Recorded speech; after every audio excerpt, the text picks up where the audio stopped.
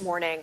Let's talk about how serious this is. I mean, we're talking about 17 people and their families, even American officials, according to the New York Times, who are used to the lawlessness in Haiti, are talking about how unusually brazen this is.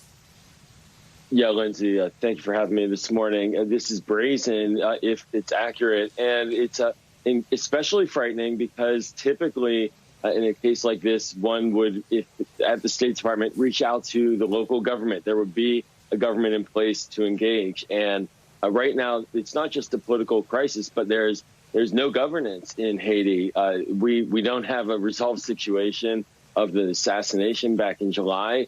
There are international inquiries ongoing that are getting stymied, and the U.S. government, State Department, Defense Department, all of our assets are trying to find a way to keep some measure of normalcy, but that makes it very difficult. So getting information out and then actually creating a plan on how to deal with this is very complicated.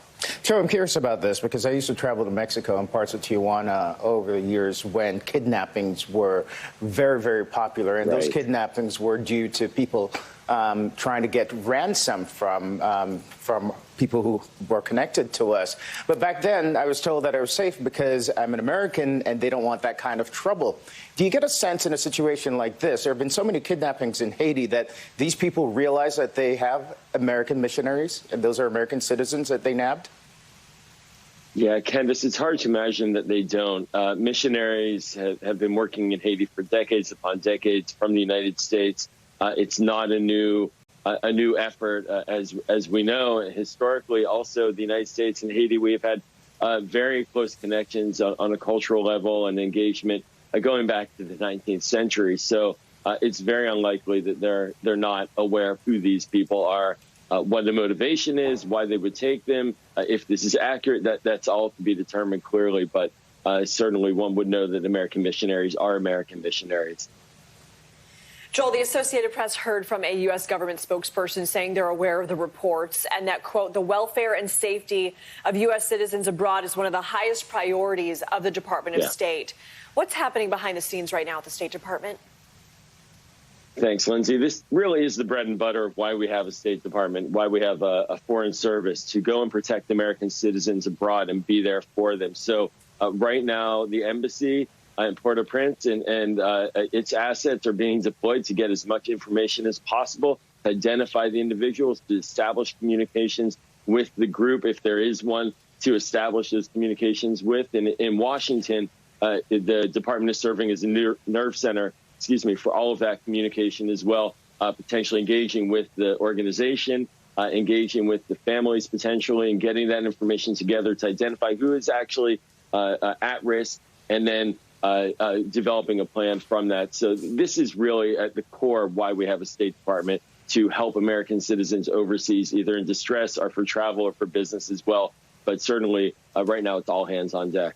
So how does this play out? And I know it's been different over the years. The U.S. policy is to not pay for ransom, correct? But organizations may and could pay ransom? Well, we have an office at State, as well as there's White House coordination for Americans who have been kidnapped, Americans who are hostages. There are Americans in prison overseas. There have been Americans in Korea, North Korea, and China. There are Americans in Iran right now. And so there are the principles of what you just described about not paying for ransom. But then there's also the realities of it, which is that there's a need to get people out. And so there's not one specific hard, steadfast rule for protecting American life. And certainly a political prisoner is different from a religious or missionary prisoner of this nature.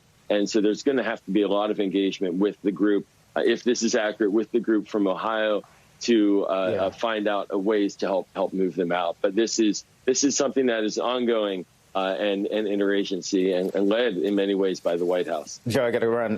But how dangerous is the situation right now, Joe? It's very dangerous. We've seen it as was described by Roth in the previous report. Things are dangerous in Haiti across the board. The president was assassinated in his own bed by foreign mercenaries back in July. There's a lawlessness that Haiti has not seen in decades, and it's a very troubling moment right now in Haiti. All right. Joel Rubin, thank you so much for joining us on short notice on this Thanks. breaking news. We appreciate